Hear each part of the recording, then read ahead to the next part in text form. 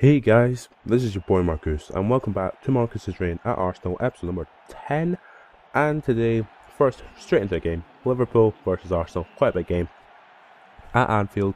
And I was like, this game should be pretty easy because it is Liverpool. But after the 5-4 in the last game, against Fulham of all people, I didn't expect anything special.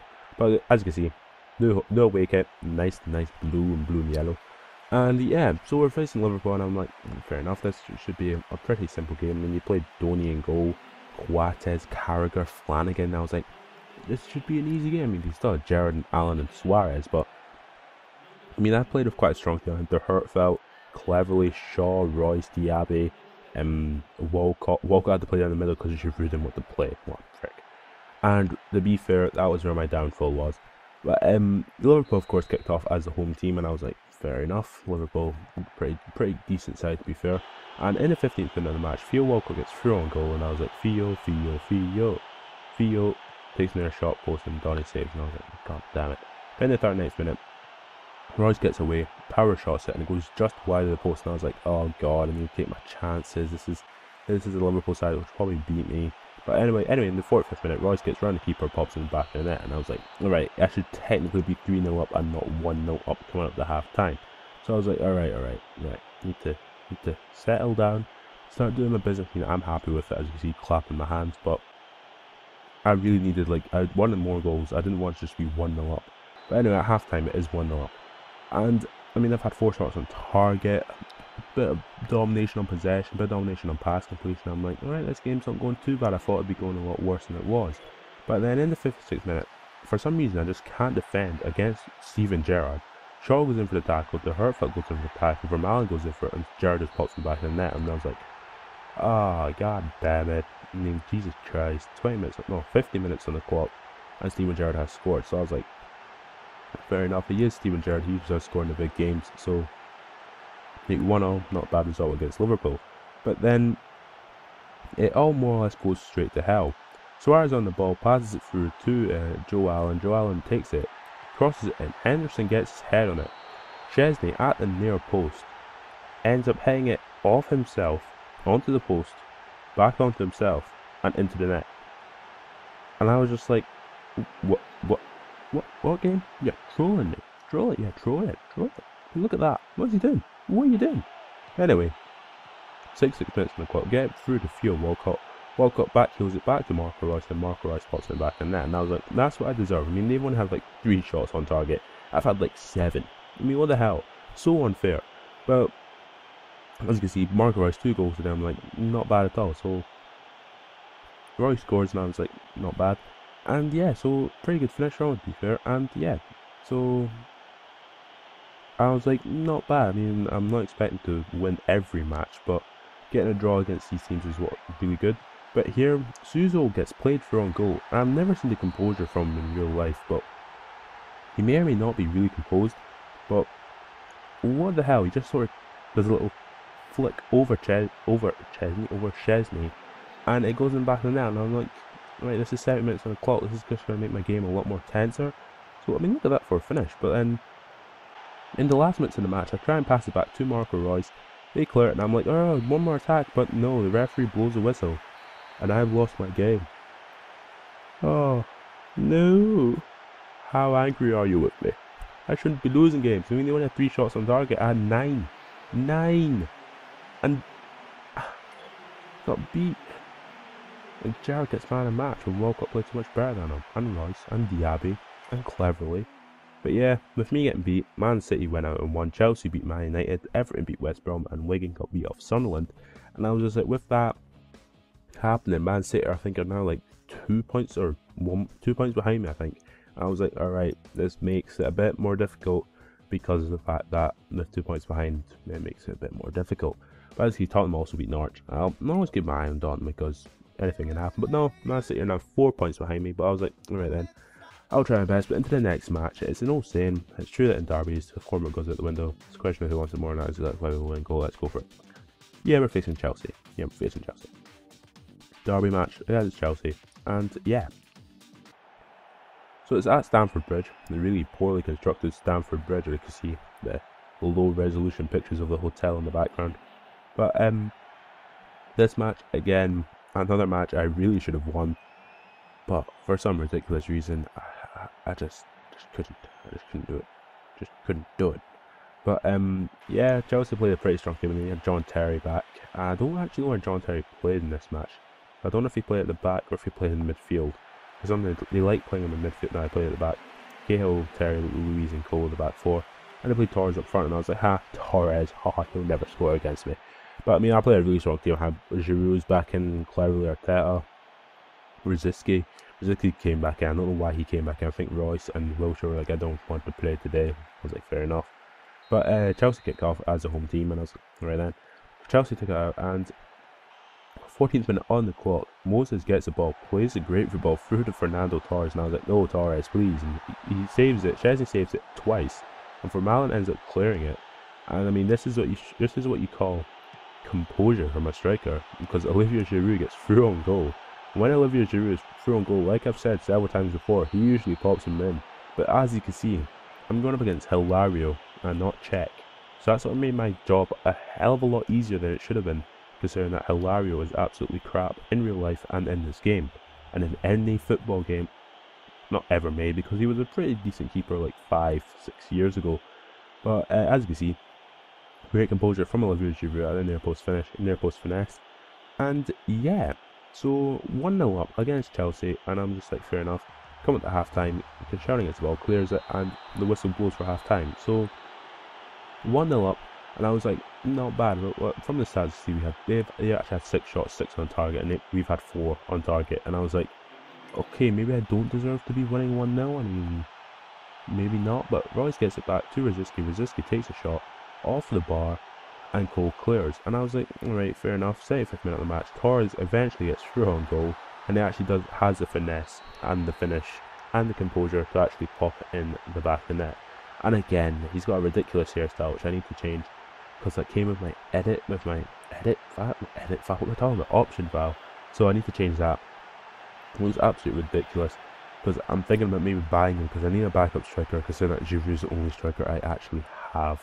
So Torres scores, and I mean, it was a pretty good finish to be fair. But in the 90th minute, Torres eventually gets past me, and Gibbs gets it back. The ref blows the whistle as Torres is through on goal, and I was just like, thank you, PES gods, thank you. I mean, after just getting beat by Liverpool, I mean, they had 10 shots, 9 on target, I only had 7 on target. They may or may not deserve to win. I mean, the stats were quite close, to be fair.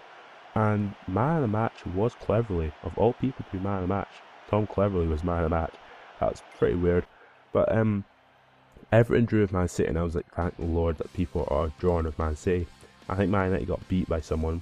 Tottenham beat West Ham, and we're still top by 4. But Chelsea are 9 points behind me. This game has just been so much closer and so much tighter. But as you see, Champions League draw. Arsenal v Inter, not that bad a draw. Man United v Barcelona, Malaga v Man City, and Real Madrid versus Chelsea. Another draw, other half. Juventus v Tottenham, Lille v AC Milan, PSG versus Bayern Munich, and Ajax versus Benfica. So, pretty good draw, to be perfectly honest. And into the next match, we faced, just hit my desk. We faced other people in terms of the Champions League and an Arsenal Manchester United match. And this was a big match, to be fair, and a match which does not go very well for me. I like spoiling it for y'all, but my God. They didn't even start Van Persie. I mean, what the hell? What the hell was the point in buying him? You're not going to blame Alex Ferguson. Jesus Christ. But you had to play some sort of weekend at the back, because I had to play Jenkinson because Gibbs didn't want to play. Gibbs just never wants to play the big matches. I don't know why. He just doesn't. But Van Persie's on the bench, as you see. Rooney, Hernandez. They played with Rooney behind Hernandez, make like an actual attacking midfield role. In the 18th minute of the match, get a shot away with Olivier Giroud, and he scores. So I was like, not bad. 18 minutes on the clock, and Olivier Giroud's already scored. So with Giroud scoring, I was like, alright, Giroud again scoring over and over again. But as we can say, with the Liverpool match, we were 1-0 up, and we still got beat. So in the 30th minute, Hernandez ends up getting away from me, and I'm like, no, Hernandez, please don't, Hernandez. But Chesney saves, it pings off for Vermaelen into the space for Rooney to pop it into the back of the empty net. God, this game sometimes really just trolls you all over the place. But Yeah, so Rooney scores, and it's come up to half-time, and it's 1-1. I mean, look how bloody lucky they were. It pings off Vermaelen's head right to Rooney, it falls to his feet. But at half-time, it's 1-1. We both had 4 shots on target, possession more or less equal. I mean, it's like a really close game. But then into the second half, 54th minute on the clock, they cross it in, and Hernandez, of all people, scores from a corner. And I was like, God damn it. I mean, Jesus Christ. Javier Hernandez scores again, and he scores again against me because he scored at Old Trafford. So he did score from a corner as well at Old Trafford, but I mean, Jesus Christ, that's so unfair. But from kick-off, I was like, alright, I don't deserve this. Cleverly up to Sanya on the ball, tries to pass it through, can't pass it through. Rooney gets on the ball, passes it through to Javier Hernandez, and I was like, oh, Jesus Christ. Hernandez rounds Chesney and pops him back in net, and I was like, oh God. But then in the 67th minute, how is that a free kick? Explain to me how this is a free kick. And I get the ball 100%. Anyway, Rooney to take the free kick, 81st minute on the clock, and look at that. He pops in the back of the net, and I was like, oh my God. I mean, I know Rooney can score free kicks in real life, doesn't regularly take them, but every once in a while he does take them and he usually pops them away. But what the hell is Podolski doing? He just never jumps in the wall. What are you doing, Podolski? In the 86th minute, get the ball to Giroud through to Tom Cleverley, who had just moved from Manchester United. Look at that fork and post finish from the midfielder, and Tom Cleverley scored. So 4-2, literally coming up to the last minutes of the match. So Cleverley scores, and I was like, alright, got a chance here. First goal for the club, doing pretty well in midfield, to be fair, against his former teammates. I mean, look at that for a finish. A little composed dink.